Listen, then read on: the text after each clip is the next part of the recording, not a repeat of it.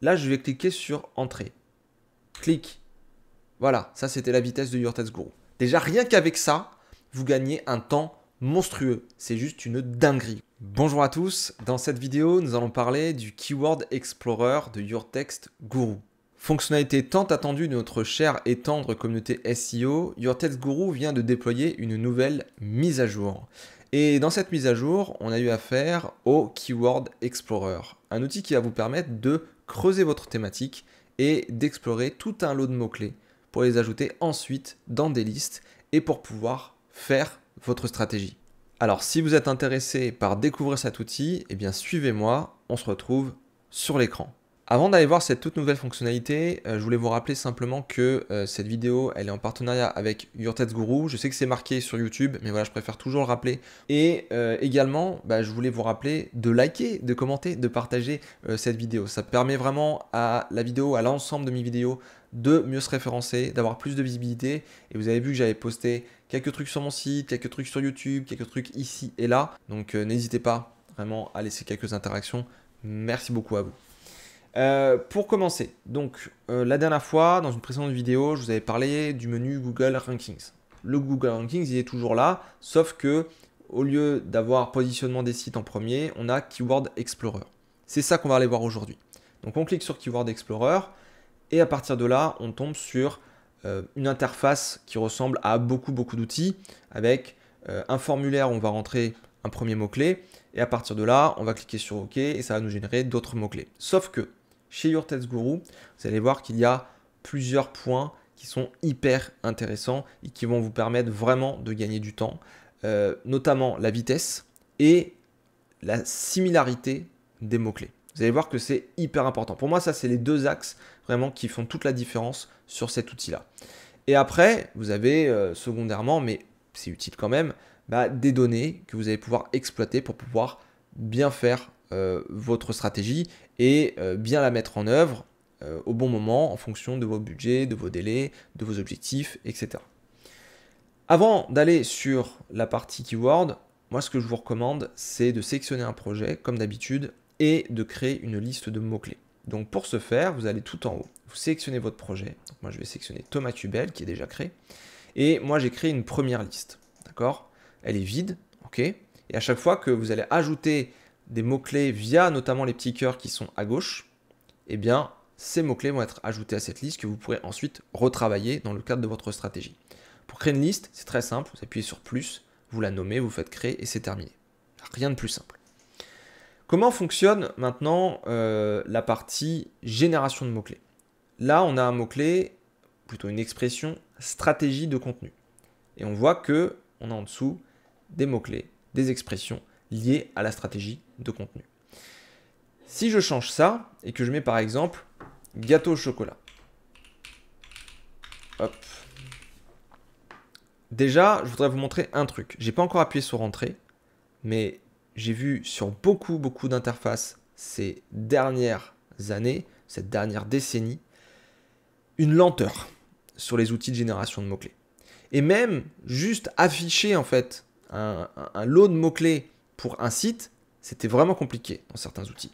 Il y a à la limite qu'un seul outil ou deux qui aujourd'hui font attention à la vitesse sur l'affichage des mots-clés pour de la génération ou pour simplement afficher voilà, la liste des mots-clés positionnés. Là, je vais cliquer sur Entrée. Clic. Voilà, ça c'était la vitesse de Your Text Guru. Déjà, rien qu'avec ça, vous gagnez un temps monstrueux. C'est juste une dinguerie, quoi. Donc, moi, ça, je l'attendais. Je l'attendais vraiment au tournant. Je me suis dit, non, on va encore avoir un truc lent, etc. Tout le monde fait ça. Une fois de plus, comme d'ailleurs d'autres outils qu'on fait Your Text Guru, c'est instant. Donc vraiment, là-dessus, chapeau Your Text Guru. Ensuite, on va aller sur les mots-clés. Deuxième dinguerie de l'outil. Je commence mon truc, je me dis, bon, il y a les colonnes de d'habitude, quoi. Il y a mots-clés, ensuite, il y a le volume de recherche. Bon, ça, on sait toujours que c'est estimé, que chaque outil estime un peu comme il le veut, que ce sont des ordres de grandeur. Bon, très bien, ok. La difficulté SEO, bon, voilà, chaque outil a aussi son petit algo voilà, qui calcule la difficulté. Pour moi, tout paraît assez correct. C'est bon de le dire hein, quand même. Voilà, moi je trouve ça plutôt bon. Et puis ensuite, on retrouve des éléments assez classiques, sauf deux choses éventuellement. Donc le CPC, on connaît. La concurrence, on connaît.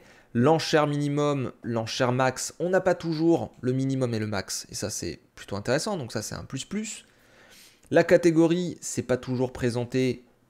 On peut le noter aussi. On a aussi les fonctionnalités SERP. Ça, par contre, on l'a quand même assez régulièrement aujourd'hui. Le nombre de mots, c'est vrai que c'est pas toujours indiqué. C'est un petit plus aussi. La tendance keyword, ça, généralement, on l'a. Et la mise à jour, ça aussi, c'est indiqué. Donc là, on pourrait se dire, bon, il y a les enchères min, les enchères max, il y a la catégorie, le nombre de mots, et puis la vitesse. Sauf que non, on ne s'arrête pas là. Et c'est là la dinguerie. Vous allez creuser votre thématique. D'accord? Ça veut dire que vous allez taper un mot-clé pour peut-être votre cluster, votre mot-clé un peu général. Et puis ensuite, vous allez essayer d'aller sur la moyenne traîne, la longue traîne, etc. Et puis après, vous allez vous dire, bon, j'ai fait le tour de tout ça, mais qu'est-ce qui pourrait être les synonymes? Vous voyez? Par exemple, vous prenez gâteau au chocolat, fondant au chocolat, moelleux au chocolat, mi-cuit au chocolat. Vous voyez, tout cela sont des gâteaux au chocolat, mais sont des variantes de gâteaux au chocolat avec des spécificités particulières, ou parfois, dans certaines thématiques, là c'est pas le cas, mais on n'a pas de différence en fait. C'est comme si je disais un livre et un bouquin. Vous voyez, on parle d'un ouvrage, quoi. Vous voyez, encore un autre synonyme. Bah, comment faire pour trouver ces trucs-là? Eh bien, c'est là la dinguerie. Vous avez, en fait, pour chaque ligne, la possibilité de voir qu'est-ce qui est proche, mais sans reprendre en compte ce qui est écrit au-dessus forcément. Je m'explique.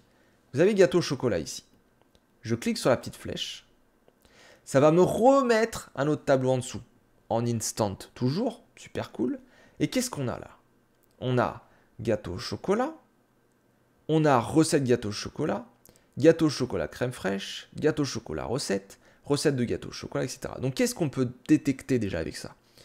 Qu'approximativement l'intention de recherche, c'est autour de la recette de gâteau au chocolat, puisque recette vient s'imbriquer ici.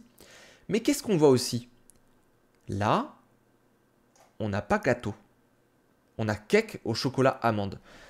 C'est quelque chose qui n'est pas loin, a priori, de gâteau au chocolat. C'est quand même un petit peu éloigné, mais ça permet de trouver des mots auxquels on n'aurait peut-être pas pensé et qui permettent de développer sa stratégie parfois autrement.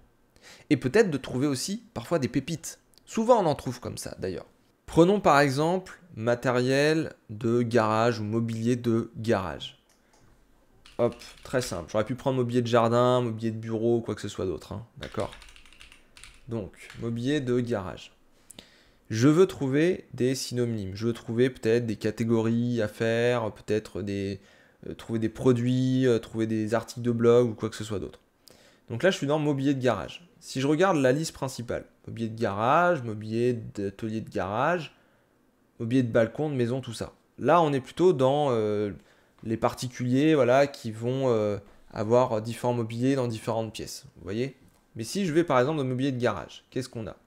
On a mobilier de garage, on a meuble atelier de garage. Donc déjà, meuble et mobilier, on peut se dire, ah ouais, il y a peut-être un truc quoi. Il va falloir trancher, est-ce que ça peut se cannibaliser ou pas? Est-ce que ça veut dire la même chose? Voilà, il faut explorer un peu les intentions de recherche, tout ça, mais globalement, là, on a déjà un synonyme. On a quelque chose d'autre que mobilier. On descend en dessous, meuble, rangement, atelier. Tiens, c'est vrai, rangement. Rangement, c'est quelque chose qui est assez large en fait. Moi, je l'avais vu dans beaucoup de choses autour de la décoration de maison, des choses comme ça. Les rangements, un coffre est un rangement, une armoire est un rangement, un meuble est un rangement, je sais pas moi, un confiturier, même un truc hyper spécifique comme ça, est un rangement. Et en fait, on a plein de synonymes comme ça qui peuvent permettre de faire des espèces de boîtes. On va avoir quelque chose de global, quelque chose de plus spécifique, et encore quelque chose de plus spécifique, un peu comme les poupées russes. Et c'est vrai que c'est super intéressant d'avoir cet outil, parce que là, dans mobilier de garage, je peux voir ces choses-là, mais je peux voir aussi établir rangement, armoire d'atelier. Et par exemple, armoire d'atelier, bah derrière, si je clique dessus, bon, bah, je peux voir aussi des infos, comme on avait vu dans une précédente vidéo, sur ce mot-clé-là, et avoir derrière, par exemple, armoire, tiroir métallique, armoire de rangement, atelier. C'est des choses qui sont plus spécifiques à l'armoire avec un taux de similarité à côté. Donc, c'est vrai que tout ça permet de mieux travailler, permet d'avoir des confirmations, permet peut-être de voir si on doit faire qu'une seule page pour, par exemple, deux requêtes qui sont assez proches en termes de sens, mais qui ne sont pas forcément très très proches là comme ça au premier abord en termes de mots utilisés. Et ça permet vraiment de mieux décider, de mieux travailler. Un autre usage utile du Keyword Explorer que nous voyons aujourd'hui, c'est le fait d'utiliser des listes. Les listes, ça peut vous être utile pour organiser vos différents mots-clés au fur et à mesure que vous allez creuser votre thématique. Vous allez pouvoir les classer par difficulté de mots-clés par exemple, vous allez pouvoir les classer par priorité, vous allez pouvoir les classer par différentes thématiques ou sous-thématiques de votre site. Bref, c'est vous qui voyez comment les organiser, mais en tout cas, c'est très intéressant de les utiliser. Comment on fait pour créer une liste? Ça, je vous l'ai expliqué au début de la vidéo. On sélectionne le projet tout en haut à gauche, on appuie sur plus pour créer une nouvelle liste ou on sélectionne la liste qui est déjà créée. D'accord? Donc là, j'en avais déjà une, ma première liste de keywords pour le projet de Thomas Kubel. Et on voit ici qu'il y a une petite bulle qui s'affiche et où il y a 0 mot-clé. Comment on fait pour en ajouter dedans? Je vous ai dit qu'il fallait cliquer sur les petits cœurs. Donc à chaque fois que vous voudrez en fait faire du classement dans vos différentes listes, il faudra sélectionner la liste et vous faire hop directement votre bulk de sélection. Donc là, ma première liste de keywords, par exemple, si je veux mettre les premiers keywords que je veux traiter pour ici la stratégie de contenu, j'ai repris l'exemple de départ de l'outil, eh bien je peux dire par exemple, le premier je le prends, voilà, stratégie de contenu, exemple.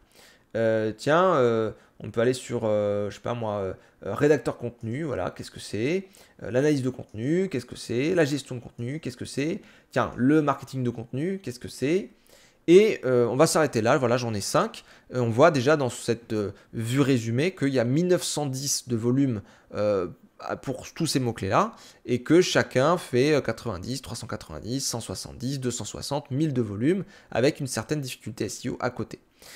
Comment on fait pour gérer cette liste et l'exporter maintenant? C'est très simple, vous allez tout en haut à droite de l'écran, vous cliquez sur gérer les listes. Et là, vous allez pouvoir gérer vos différentes listes qui vont s'afficher ici. Donc là, j'en ai qu'une et j'ai ma première liste de keywords qui est sélectionnée. Ici, qu'est-ce qu'on peut voir?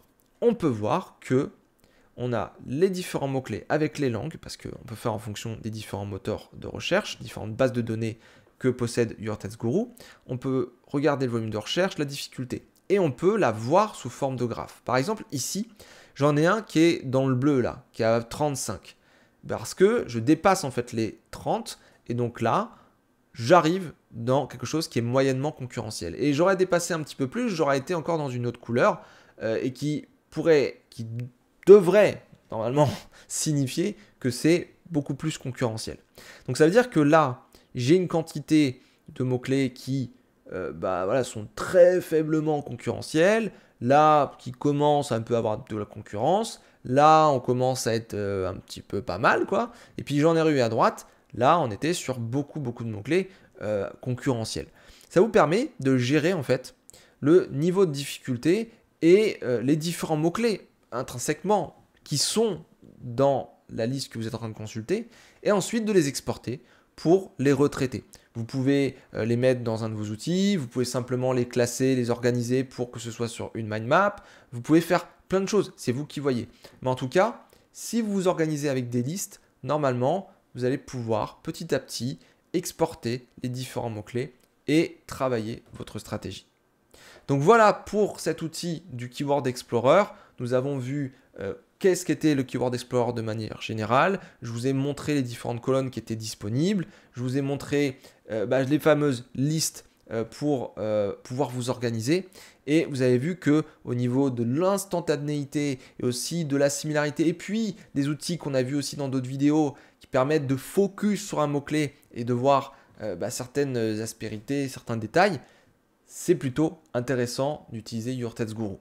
Donc si vous êtes intéressé par Your Text Guru, comme d'habitude, vous le savez, l'URL est dans la description. Et si vous avez des questions, n'hésitez pas à contacter l'équipe de Your Tax Guru de ma part pour poser toutes vos questions, même avant achat d'un abonnement ou de token. Et on se retrouve, nous, très bientôt pour une nouvelle vidéo. N'oubliez pas de liker, de commenter, de partager cette vidéo. Je vous remercie et je vous dis à bientôt. Ciao, ciao.